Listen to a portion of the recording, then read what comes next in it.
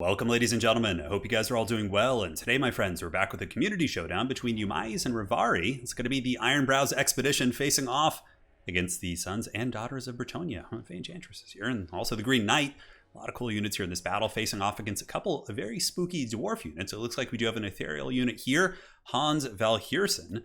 And what does he bring to the table? Magic damage? Okay, that's actually a pretty nice niche here against the Green Knight. Does THOREK do magic damage as well? Oh man, the Green Knight's in a little bit of trouble. A lot of sweet magic damage on the battlefield. Now for the Dwarven army, it's going to be Longbeards in the front. Blasting charges, very good at clearing out battle pilgrims, foot squires. Pretty much any Bretonnian infantry will suffer against blasting charges. Rangers in the backfield to trade with the peasant archers, backed up by Thunders as well. And THOREK is going to be on his mighty anvil here, which is quite cool. It kind of gives them a mini WoW, or I guess should say the Vuvuzela of the High Elves. And what I mean by that, for anyone who's new to the channel, is it's a big AoE ruin that gives your entire army melee attack, which is very nice. Longbeards and various other infantry units really will benefit quite well from this. Although Bretonnia is a faction that can really dictate the engagements, so oftentimes I can see like a good Bretonnian player seeing the horn and then pulling back. But what's really also quite cool about the anvil horn is that when you use it, there's a custom sound effect where THOREK like gives a voice line. It's very, very thematic and really gets you quite hyped to play the faction. But for the runes, looks like pretty much all of them except one are brought. So we have the Rune of Wrath and Ruin, the Armor Sundering Rune, Rune of Speed, and the Rune of Slowness. The only rune that's missing is currently the Ward Save rune, probably assuming that Bretonnia isn't going to be like diving in super aggressively on your characters. Master Engineer, absolute beast. Fiery Ring of Thori, I think, is just so goddamn good in this matchup. Very good against the peasant archers and just low tier infantry units. And again, as the dwarves, if you can clear out the Bretonnian chaff units and infantry, then the cav can be, quite easy to deal with for you. So Master Engineer does also have the Smoke Bomb Slayers in the backfield, backed up by the Grumbling Guard and a couple blasting charges, and that would appear to be it. Now for the forces of the Bretonnians, the Noble Knights, we have the Green Knight up here on the hill, mounted yeoman archers in the distance, backed up by Enchantress and Felix. Nice little goon squad here. A lot of cross healing, right? Felix is going to be constantly healing nearby characters, including the Green Knight. And the Enchantress, of course, can do that with Earthblood as well. For the main battle line, it's going to be Pilgrims backed up by Foot Squires. Yeah, it seems like in this particular patch, a lot of people are kind of moving away from, cavalry heavy builds. I still find that cavalry do pretty well against like very, like lower tier infantry, like chaff units. But if you charge cavalry into like high mass great weapon infantry, like Best Scores, Black Orcs, or, just general, even Marauders with great weapons, it can be a little bit problematic for sure. I'm sure a lot of you guys know about that, but we'll see how that goes. I'm going to try and get some builds sometime this week with some cav and really kind of test it out for myself, because I did see some of the videos that other creators did about it, but myself, I haven't had the chance to really experience it too much. Now TDM and Archers pulling back, a little bit of a trading here with the Rangers, just trying to keep them busy. It's a very common tactic, right? Just move in, shoot, pull back, occupies your opponent's attention, forces them to micro units, and allows the rest of the army to advance relatively unimpeded without being heavily harassed. So THOREK looks like he's going to be moving up, probably positioning for a Rune of Wrath and Ruin, which you most likely want to say for like Foot Squires and Battle Pilgrims. I can't remember how good the armor piercing values are on the Rune of Wrath and Ruin. Let's go ahead and read the tooltip at the very least. That should give us a little bit of an inclination about that. Yeah, weak against armor. So yeah, I think if you overcast it, it actually gets a little bit better against armor, because dwarves, again, can overcast these runes now. It's a very different world we do indeed live in. So Ranger is shooting downtown into the mounted yeoman archers. And here comes the mighty hordes of Bretonnia preparing to clash into the Dwarven battle lines. We'll do a little bit of fast forwarding as the Bretonnian army is, getting in position and just maneuvering around and being very cautious. Green Knight moving down does pop the Dolores Blade and is going to be going after the Dwarven minor infantry. And it looks like he does take out 5 of them and is able to get back before Hans is able to get over there. Hans, it feels like a very Empire-esque name. Although I guess the naming is because some of the dwarves probably has some, crossover with that. But I'm trying to think like, yeah, Thorgrim. Who else do you have? You have like Ungrim, all these characters. Anyone who, is perhaps a little bit more wise on the subject in the comment section below, what is the inspiration behind the Dwarven, naming and nomenclature and all that kind of stuff? I'd actually be quite curious. I mean, I understand what the Empire is and some of these other factions and where those names are kind of inspired by and what cultures, but I'd be curious to know for the dwarves. I mean, it feels like it's a mixture of a couple different things, but I'd be curious to hear what you guys have to say. So THOREK moving in, getting ready to do battle with the peasant mobs, and in the backfield, the Green Knight looking to swoop in and maybe get another cycle charge. Bretonnia really getting a full surround, though. I mean, the dwarves, oftentimes in this matchup, you will see a cannon or maybe like a Grudge Thrower. Grudge Throwers can be pretty good against peasant archers as well as foot squires, so you'll see like the Goblobber or something like that. But in this case, the dwarves are very much in a defensive position, but Bretonnia will be attacking in here because the dwarves are going to be more than happy to absorb these shots and then, although not in the Slayers. The Slayers is like one of the few spots that the dwarves do not want to be taking this yeoman fire. They're very, very weak against such attacks. Granted, they do have, their own shields of sorts, but Still not a great situation. Nice blasting charge play. Blasting charge is able to get into the Pilgrims and bring them down to about 70 or 80%. Hans getting in there, and we have the ghostly fight.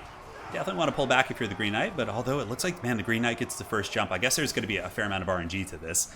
Yeah, I also forgot the Green Knight's going to be very effective at killing Hans, and look at that, a bit of damage coming in. All right, things are getting spicy. So Thunder is shooting downtown into the advancing Foot Squires. We do have a bit of a Royal Rumble here as THOREK Ironbrow moves in to fight the Faint Chantress. The Flash Bomb activated, so the Faint Chantress has been slowed temporarily by the Master Engineer. However, Faint Chantress does have pretty good magic resist, so THOREK probably won't do too much damage. Chalice of Potions going into the backfield against the Dwarves, but the Rune of Doom has been popped, so the entire Dwarven army quite angry, although it looks like some of them didn't get the chance to engage while it was active. A little bit unfortunate there, but it's a hard thing to avoid. Hard to make happen, I should say. So back to the fight of Hans and the Green Knight. It's actually turning out to be a pretty close fight. Hans getting a little bit beat up here, but Green Knight has healing and Hans does not. So Hans is going to have to pull away here as he is hunted down by, the ancient king of Bretonnia. I think the Green Knight should probably chase him and try and finish him off. We'll see how that goes. Mounted Yeoman Archer sitting in the distance, just getting pot shots, Awakening of the Wood.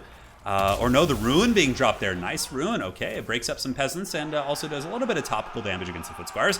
And THOREK moving across to engage the Foot Squires, although it looks like, no, he's actually chasing the Faint Chantress. Okay, Faint Chantress is taking a bit of damage. She's down about 30 or 40%. She better be careful. THOREK, despite her magic resist, is really getting in there and doing consistent damage. Felix Jaeger moving in. Felix may be looking like he wants to go after the Master Engineer. And that's a very, very aggressive play. Felix Jaeger potentially overextending into the back line a little bit, because if he moves out here and the Master Engineer and the guns all turn their sights on him, he could die very, very quickly. Like, for example, if THOREK turns around, Felix, could be karate chopped 110%. Balance of power looking pretty good for the Dwarves right now. I mean, many of the Bretonnian forces still concaving in. Here we have some beautiful Yeoman play as they continue to shoot into the unarmored hides here of the Dragonback Slayers. And Battle Pilgrims looking to move in to support Felix. Although Felix, there's no Gotrek here. There's no Gotrek plot armor to save him. Though Felix is a pretty competent warrior. You learn that throughout the books, especially during his adventures with Gotrek. He gets a lot of, combat experience. But against the likes of a mighty Dwarf Lord, I think that's a little bit of a tall order for him as THOREK Ironbrow continues to move. And Flash Bomb, once again, proving to be very good. Despite its short range, it seems that the mighty Dwarf player here has had it in position at all times and is going to be going after the Faint Chantress. Once again, trying to wear her down, which is nice. It forces out Earthbloods, but Felix is here. Felix is going to be providing some healing as well. So what do the Dwarves have left in terms of actual troops? Warriors of Dragonfire passed, so they do also have the Grumbling Guard, a lot of troop quality. As far as Bretonnia goes, it's mostly lower tier stuff. However, it really comes down to the Faint Chantress because the Mortis Engine can pretty much deal with, infinite amounts of infantry. It's so damn good. But the Rune of Doom is active once again, and the Faint Chantress is having trouble getting away. 34 speed against THOREK's 30, but yeah, she needs to float away a little bit quicker. And there she goes, running for the hills. And yes, THOREK Ironbrow, you're moving, man. You're getting in there. And we have the Duel of Duels, but the Green Knight coming in with a heroic gank here on the Master Engineer, and the balance of power pulls back as Felix draws Karagul, the mighty rune sword that he found in the depths of Carrick 8 Peaks, and decides not to use it. Felix is he's a good guy. He probably wouldn't want to take out a dwarf anyway, so unless it was like a Chaos Dwarf or something. So the Green Knight is going to be the one to take up the mantle of finishing off the Master Engineer, and suddenly it looks like the Bretonnians are back in the game. Hans tried his best, got the Green Knight down pretty low, but now that the Faint Chantress is back online, things are looking a little bit scary. The Master Engineer is gone as well. Thunder's ripping some nice shots here in the fourth quarter of the game with 27 models dragging down the Wardens of Montfort, but it looks like they're about to be swarmed. Although the Warriors of Dragonfire passing the Grumbling Guard with the Master Rune of Breaking, giving them armor sundering. That's pretty cool. Going to make them super effective against the Foot Squires who, when their armor is sundered, they're going to be in a pretty bad shape in that armored dueling situation. THOREK continuing to bump and grind there in the main fight.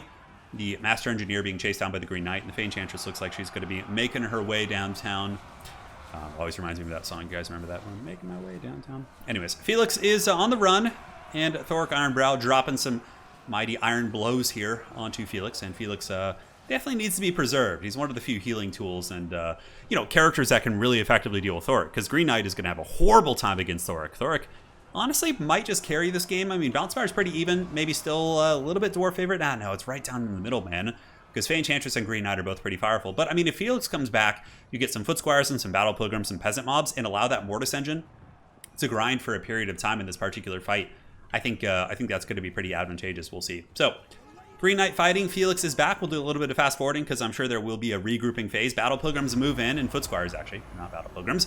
And the Rune of Doom activated once again, and the Grumbling Guard going to be rocking 62 melee attack. Suddenly they're, you know, an offensive powerhouse of a unit cutting through these foot squires who are blessed by the favor of the Fae. That's very cool, very thematic. The favor of the Fae against the rune magic of the Dwarves. Very, very neat to see them both buffed up like that. However, the foot squires heavily outmanned there by the Dwarven infantry, and it looks like, again, the Bretonnians are going to be unifying their forces and preparing for one final battle. So yeah, you can see Yeoman coming in, trying to finish off some of these minor infantry, foot squires moving, and here comes the final battle, the final fate of, this is like Carrick Buffdar, Carrick Drawn, or something like that. Not a very exciting thing. It's like, you know, if you're on like Altdorf, it's like, oh yes, this battle is going to be determining the fate of Altdorf, but in this case, it's just like, this random field, I guess, is being fought over.